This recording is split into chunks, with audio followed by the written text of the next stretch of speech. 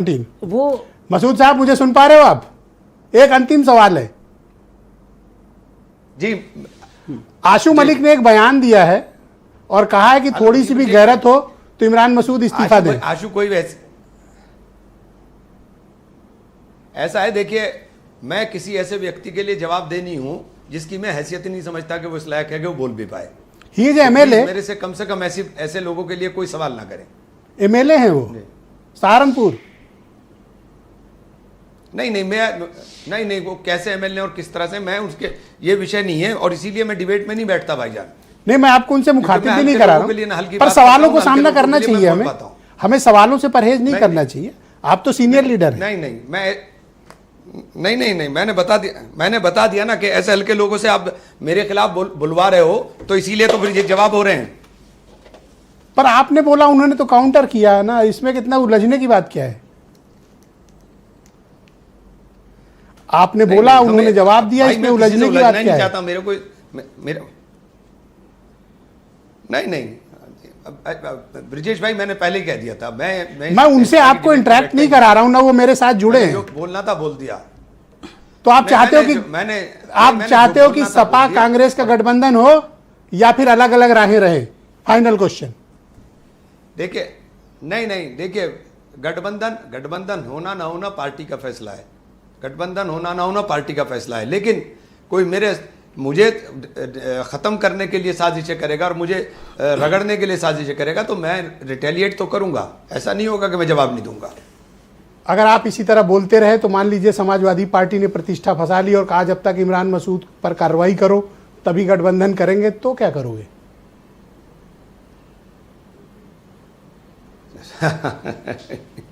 आप ऐसा सवाल कर रहे हैं जो अस्तित्व में नहीं है। यानी आपकी बात आपने बता दिया आला कमान को, क्योंकि मुझे लगता है कहीं कार्रवाई ना आप पे हो जाए। मैं दोस्त हूं आपका, तो आपके लिए तो हमेशा फिक्रमंद रहूंगा ना। आप फिक्र ना करिए, मेरे पे कोई कार्रवाई नहीं होगी। मैं कभी पार्टी विरोधी काम नहीं करता हूं। ओके, तो आप जो कर रहे हैं वो पार्टी लाइन पे काम कर रहे हैं? नहीं, मैं अपनी पार्टी के लिए बोलता हूं भाई। ये तो इनको जवाब दिया मैंने। बिल्कुल ठीक है। मैं अपनी पार्टी के लिए लड़ता हूं, अपनी पार्टी के लिए बोल रहा हूं।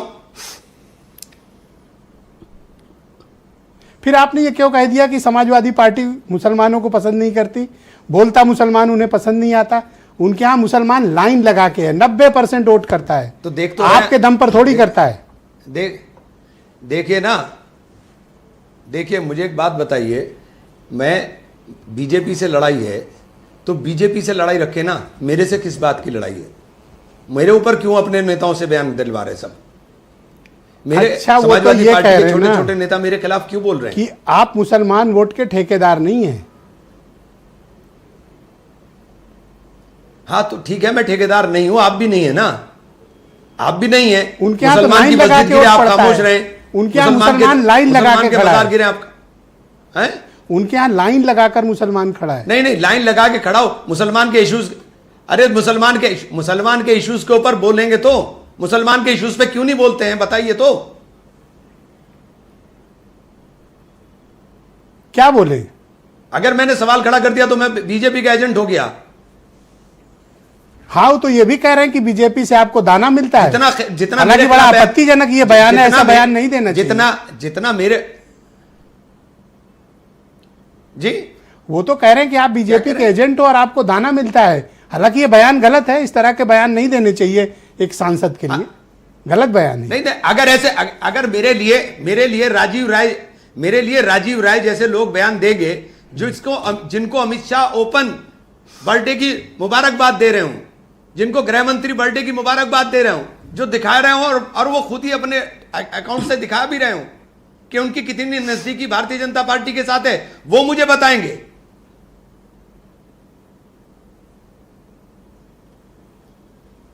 तो क्या चाहती है कांग्रेस पार्टी सपा से?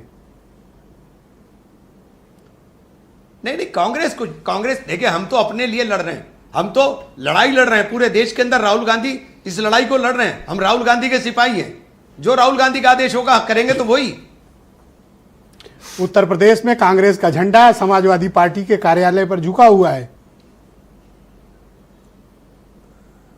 जी।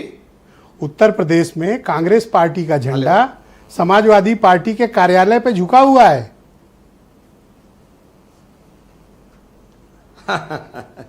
कांग्रेस का झंडा कहीं नहीं झुकता है साहब। कांग्रेस के झंडे को मत झुकाइए कहीं, वो कहीं नहीं झुकेगा। अब 200 सीट आपके प्रभारी मांग रहे हैं न, तो एक बात तो बताइए, आप गठबंधन आप टेलीविजन के ऊपर कह रहे हो, अभी तक आपकी कोऑर्डिनेशन के लिए कोई मीटिंग हुई क्या? आपने आज तक चुनाव सर पे खड़ा है, कोऑर्डिनेशन के लिए कोई मीटिंग नहीं करी, कोई पहल नहीं हुई। केवल आप बार बार बयान आते हैं कि हम गठबंधन करेंगे, हमारा गठबंधन है।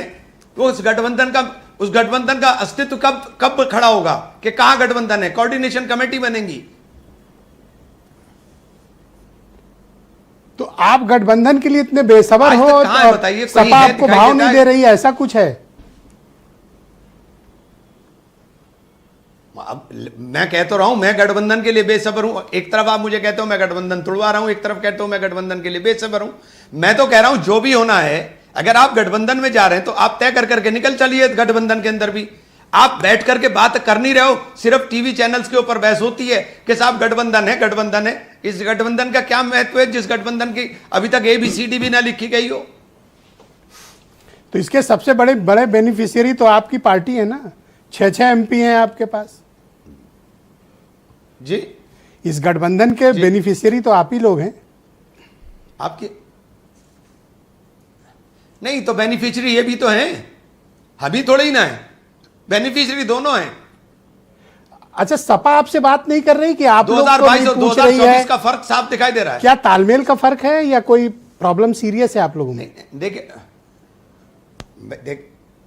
मुझे नहीं पता क्या है, ये तो मैं उसका हिस्सा नहीं हूं, लेकिन मैं जो बात कह रहा हूं कि अगर गठबंधन है तो फिर गठबंधन बैठ करके बैठ करके तय कर लें और उसके बाद निकल पड़े भाई। तो 2022 में आपके पास 2% का वोट शेयर था, 2 विधायक थे, उसी हिसाब से सीट मांगोगे ना अब?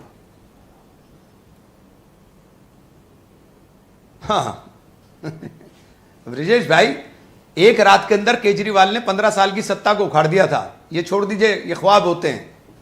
सब जनता कब किधर चल पड़ेगी कुछ नहीं पता चलता है। आज देश राहुल गांधी की तरफ देख रहा है, राहुल गांधी के साथ चल रहा है, और पूरी उत्तर प्रदेश की कांग्रेस अखिलेश यादव की तरफ देख रही है।